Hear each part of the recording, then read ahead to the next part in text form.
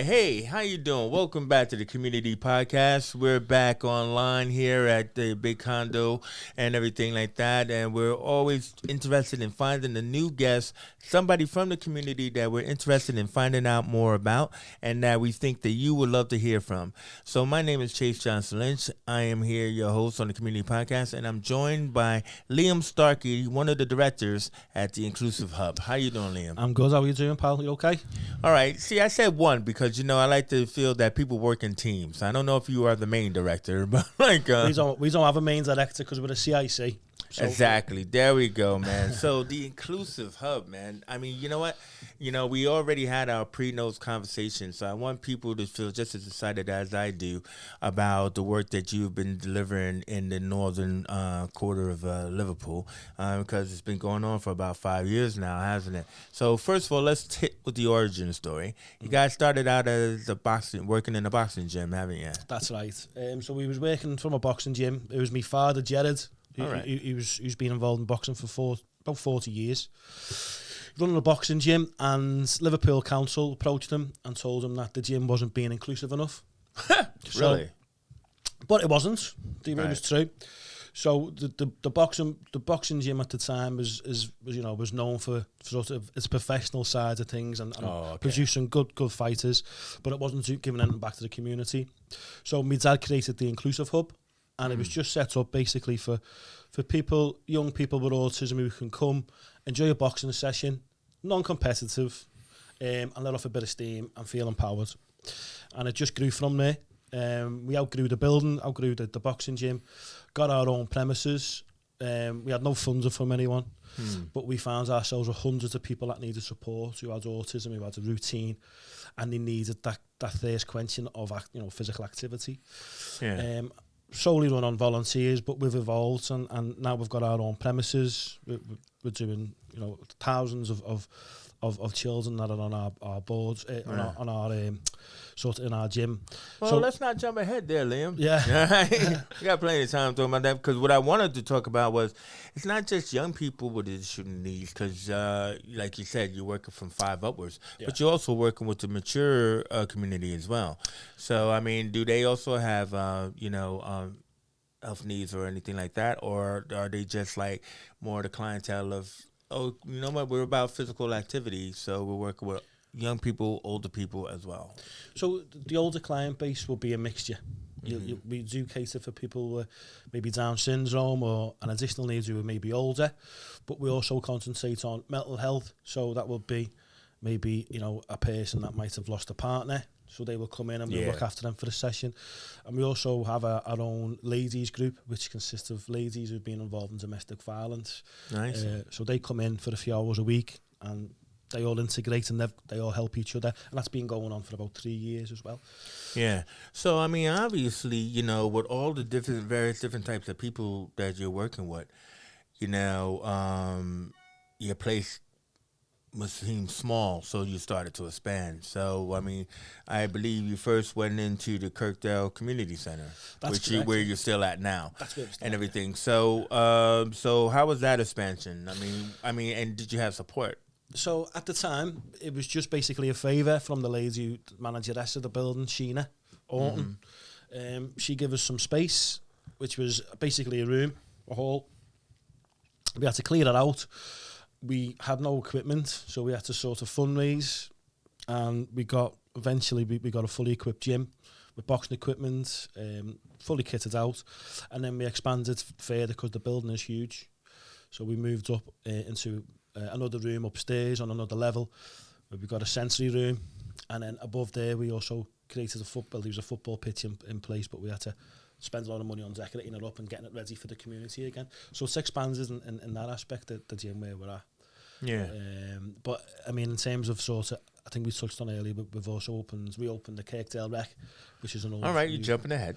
Sorry. But no, you're asking about facilities. So. Well, no, this is indeed true, because, I mean, like, the thing about it is I think people have to realize that, like, when you started doing this, like you said, your father set up the Inclusive Hub and everything like that, right? But, it takes a lot to, be there for your community. You know what I mean? So tell me more about what was it for you Liam Starkey as far as moving into the community center and expanding? Because then we'll get to your funding and everything, but expanding out to your community, and why was it important for you that the community needed something like this? I mean, I've got a nephew who's got autism, so dealing with that firsthand. And then it's sort of when you empower someone with an additional need, it can become addictive. You know that you're making a real life change, real life difference to someone, not only that person, but the family. And then the demand's there. And my dad, who created it, he has issues saying no, which is fine by me. But there's that much of a demand in terms of people with additional needs, in terms of poverty. Yeah. Because we're based in Kirkdale. And in terms of trying to help people who are on the rebounds of that, like the families. Yeah. So, it's not just the person directly, it's indirectly as well. So it sort of expands because good sort of breeds good. So if you're doing good, people want to help you, your team gets bigger. Yeah. And when your team gets bigger, your sort of client base increases as well, naturally with it as well. So what kind of funding started to show up as they started to see the work that you guys were doing? We basically set up a GoFundMe page to start up with. So community funding. Community funding. There you go. So a few local businesses come on board with us. We had Sans Alpino, who was a Kirkdale-based clothes maker. They give us clothes free a week for us to sell. T-shirts, stuff like that, with our own branding on it. We had a few great companies like Carpenters, who were the solicitors, RW Invest. So these are big companies. Well, that's also good because you had to actually decorate and rebuild where you are. Like, here's a place, but then you had to kit the place out. Definitely. It wasn't even a blank canvas at first. It was a mess. The place was... I can imagine. It was it's still a huge facility, but it was full of rubbish that needed to be lashed out. We had no money. So it was a lot of man hours, a lot of volunteers, getting it a blank slate, clean slate, and then having to fill it up. Yeah. But we do belong to the community, so a lot of people will donating money or donating items to get us started. And the services, were they free, or what were you paying for? What did people have to pay for? So our initial, how we started was a weekend session on a Saturday, and then that increased to 2 sessions on a Saturday, 2 sessions on a Sunday, and it was £3-4 per child. Yeah, which is nothing. Yeah. Now we do 7 days a week. We work with, obviously, as I said before, schools. So they will have a tariff and they will give us a sort of list of what outcomes they're looking for, and we'll provide that. Would it be like the NEETs or something like that? Or yeah, so we deal with specialised schools like Bankview and Clifford Allroyd. So these will come to us on pretty much a daily basis now and say, like, these 24 children, here's all the information. We want to work on grades. We want to work on attendance. We want to work on appearance, and here's what we're teaching them in school. Can you implement that into your session? Nice. So it's not just like, let's just have a boxing session. The team, we're all England level 1 and England level 2 boxing coaches. My dad's the head coach with 40 years experience. So every session is bespoke to the child's needs who we're dealing with, and we're getting great outcomes, and people are coming back, and it's expanding, which is great news. No, so I mean, then it comes around to feeding the community. Right, because you said that you guys do a lot of like food hampers and stuff like that. So was there an organization that helped out with that, or? So I tapped into. I'm an ex-salesman, car salesman. Oh, so here we go. So I buy me a lemon. You'll be buying a car at the end of this. So I tapped into like housing associations, people who we're looking after. They obviously have to live somewhere, and there's obviously funding for that. Right. So we deal with a guy called Kev Short from Regenda. He was fantastic. He still is fantastic. Oh, Regenda, yeah. Regenda, brilliant, absolutely community-minded. And they were just basically helping us fill boxes of food. Wow. And we went to schools who were locally to us and said, like, can you target, or can you tell us 20 children's names, or can you give boxes of food that we give to you directly to these people who need the help right now? So we started with around about 80 or 100 boxes per week. Wow. And then it just sort of spread, where we consistently done it over around about a 6-month period. And then obviously as COVID eased off, the need for it sort of eased slightly, because people could go to the shops and stuff like that. I think that's what also people need to realize, that we're going through your timeline. So this is what you guys were probably doing during the pandemic, isn't it? Yeah. You know, I mean, we're coming out of there at that point where we're getting to your new setup. But, you know, at this time, you were helping people that really kind of like were on lockdown, weren't you? That was it. That was key to it. I mean, we did have experience before that, many years experience before that, but I think start of COVID is really kick-starting in terms of client base, in terms of identifying who needs help in the community. Yeah, that's what I mean, yeah. And targeting families. And where we're residing in Kirkdale, it's a very deprived area. There's people that don't know the heritage of the area that are living there now. And there's many families from all over the world that are living in there, and they need to mix together. They need to know that they all exist. Yeah. And they're now our new community, they're our future. So, and unfortunately, you know, with them being poverty and being COVID, you need to assist now. So the future is bright for the area and bright for them kids, you know. Yeah, I mean, because one of the I guess one of the your support networks I'm familiar with is like the Rotunda, isn't it? Yeah. So the Rotunda College, we've worked with Maxine and Norma over a number of years. Excellent initiative that they do a lot of education side of things. Yeah, they do. So we've now brought that to our sort of manifesto, if you like. So we also not only do we feed people and help them through boxing as a tool and fitness, but we also educate them, and we use that's really good. I mean, it's diversification, isn't it? That's it. It's healthy mind, healthy body. Healthy mind, healthy body, and I mean, in Liverpool alone, there's around about 100 kids per week diagnosed with autism.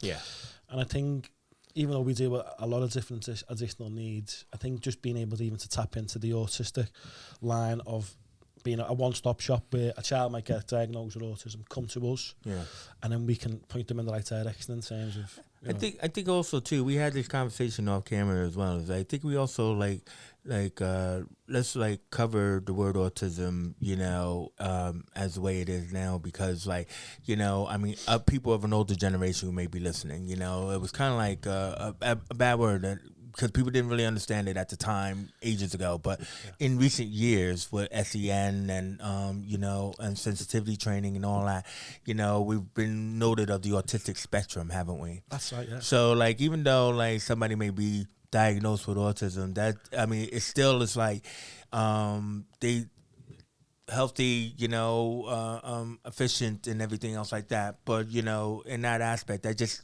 don't want people to like just let the word hang on itself without it being like that we both had stated, like we're living with autism in some fashion of form and everything, because there's so many different variables to it. That's what I just want to make clear, is that it's not like, oh yeah, okay, you're dealing with some autistic kids and, you know, wow, you know, what a great thing. You know what I mean? There's so many. Do you understand what I'm saying? Of course I do, yeah. There's so many facets of autism. There's so many, there's a different wide variation of autism. Yeah.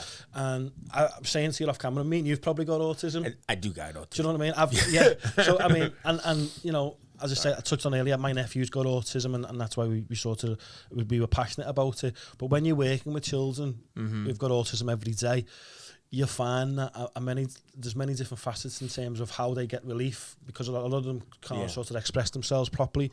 They have an emotional issue. Exactly. And that's why we're so popular in terms of the results that we're getting, because we're finding using boxing as a tool is empowering these children to express how they want to express themselves, to speak to people, to speak to mentors or speak to family and change their lives for the better. Lower medication costs, great respite for the families around them. But it's not just autism and that's it. No. Obviously, as we said, there's many different variants of it. But at least your organization is dealing with it in sensitivity, as well as you know, providing a place, you know, with people with mental health. And so, I mean, like, as long as that's within your remit, that's within your core. That's right, you're spot on. If I said to me, Dad, a few months ago, if we've helped one person or if we've changed or saved someone's life, it's been worth it, hasn't it? Yeah, exactly. And so now we're up to like about a year ago, where you guys, hey, I noticed this derelict building. We've probably been passing all the time, but what about that building and everything? And what inspired you to look into this building to create the Kirkdale Rec? So the building steeped in heritage. The actual lands where it is was the last location where there was a hanging in the UK. So it's steeped in heritage. This place, is it one of those old like factory like because I mean in Kirkdale there's a lot about like the people who had to work in factories and stuff. Is it one of those old buildings like that or but like the sugar mill I think it was? Or something? Yeah, so it's surrounded by a huge playgrounds area. Oh wow! So and I mean I've got to it's humongous the area, and it's such a small little sort of outhouse type building in an L shape. Yeah, in the middle of this land, and it was used over the years, the last few decades, and it went sort of dormant over the last few years, and then local children obviously start vandalising it, and it gets run down. So the building that we're based in now, the Kirkdale Community Centre, they're affiliated with the Kirkdale Rec. Yeah. Kirkdale Recreational Grounds. So they said to us, listen, we need help with this. We want to reopen it back to the community. We're helping the community, but with additional needs, we need to try and help the local community. So we basically started up in just terms of clearing it out and trying to get I think Kev Shaw give us a massive hand in terms of painting. Community come and give us a hand to rebuild it and get it back into 2021, and it's getting utilised really well now. Now, I mean, so that's where like over the summer, you created a 4-week summer camp. That's correct, yeah. So, I mean, now that has to be amazing. Tell us about what went on in there. What was the age range as well? So the age range, it was pretty much anyone, as long as they were with a parent if needed. So the parents could go to the summer camp too? So the parents were there as well. Wow. So it was basically a family would turn up in the morning time. They would sign in. They would be given a wristband. Yeah. And then they were given options where they want to go play football, basketball, fitness activities, arts and crafts, education, bike proficiency, or cooking. Now, this is amazing because usually you send your kids away because I got to get rid of them. But this is like wet, hot summer or something. Yeah. So the parents can actually have fun as well. Definitely, yeah. And that's what it's about, because it's such a big place, isn't it? But if you've got children and we let the children play, and it'd be nice to have a cup of tea and a chat with you and find out. Or I want to do some tug of war or something. I don't know. I want to get active. You know what I mean? But you get what I mean? It's about bringing the people together. I love it. So it was not only helping children interact, but it was about the parents interacting, giving them resources in terms of food. Which we fed them twice a day. Now, this had to come from somewhere, though, because you've been feeding people off your backs now. But, like, I mean, you mentioned the HAF Foundation. Is this where they come in? So, HAF, there was a funding called HAF. Yeah, it was HAF. That's HAF. HAF. And I think a lot, it got spread out throughout the whole of Liverpool, and some great companies done some great work with it. Yeah, we work with that. That's nice. HAF, yeah. No, I'm kidding. HAF have been, it was a great pot of funding, because I mean we overspent severely on ours, but it was without that money we wouldn't have been able to do. Yeah, but look at what you're doing though with that summer camp idea. I mean, it was amazing, because you must have had more people than expected and stuff. I think we priced up for around about 100, 150 per week. When we done a head count of all the data collected, it was more towards, I think it was 1,500. Wow. At the end of it, so we were delighted with the impact it had. They weren't angry though. No, we had to make sure we had the resources to spend on top of that. Yeah. But it was so much worth it, because again, it's pretty much saving lives, I feel, if you're giving that to the community. Well, it's also, we don't really want to say it's the end. It was the end of COVID, but it was also a good respite for people who have been in lockdown. Of course, yeah. Wasn't it? Yeah, of course. It was paramount really in getting people out. And as I said to you earlier, a lot of people didn't even know that certain people lived in the same street as them, so it was getting people together. But it springboarded us on. We kept the building open, the Kirkdale Rec, and then we done October half term with the same funds as half. So we done it in October half term again. We done like a Halloween themed week for the children, activities, food, clothes, parties. Let me ask you a question that I didn't ask you, because like I said, I used to work at the Rotunda and stuff, and I remember that the Rotunda was involved with the project because out in Kirkdale in this area, there was a big swimming area in the old days. Yeah. You know, I mean, like, you can see, like, pictures is fantastic and everything. And they were involved in trying to get funding to get this swimming pool back. Do you know what I mean? So the place that you're talking about so huge, like this wreck and all that other kind of stuff, I mean, are you guys actually interested in something like that? Yeah, well, I mean, we're always interested in terms of, if we had the money, it'd be great to go around. Well, no, obviously, but yeah, I mean, I think you may have been talking about Westminster Old Bats, I think, which wasn't too far. But I went there as a kid. Yeah. So it was a part of my memory. Yeah. And it'd be great to, I think that's why it was great with the Kirkdale Rec, because a lot of people my age, you've got kids now, it's embedded in their memory and being a great memory of getting brought up in the area, and that's what we decided to implement. But yeah, moving forward, if anything come up and it was a chance for us to sort of reopen somewhere or restore something back to its beauty, and then utilise it. Why not? Because Liverpool's full of places like that, isn't it? All I got to just say is, as a community podcast, we're always interested in people, you know, responding on here. And like, you know, hey, listen, that's just a pearl I dropped, right? But if you're from Kirkdale, you might want to bring that swimming bath back. Who knows? Either way is, what's next for you guys? I mean, what do you want people to know about the Kirkdale Rec that is now up in operation? So the Kirkdale Rec is just a sort of subsidiary, if you like. So the Kirkdale Community Centre, where we are on the inclusive hub moving forward, we are growing considerably in numbers, but we want people to know that there's always spaces available on the weekends if you've got a family member with additional needs, and you're looking for sort of respite. We charge £4 for a session. There's 2 sessions available Saturday, 2 sessions available Sunday. We are now working with like the Liverpool John Moores University, where we're bringing students in to get work experience. Nice. So if anyone's interested in looking for placements, we're always looking to try and help the next generation of youth coaches in whatever way they want to do it, if it's sport, if it's mental health or psychology or whatever it may be.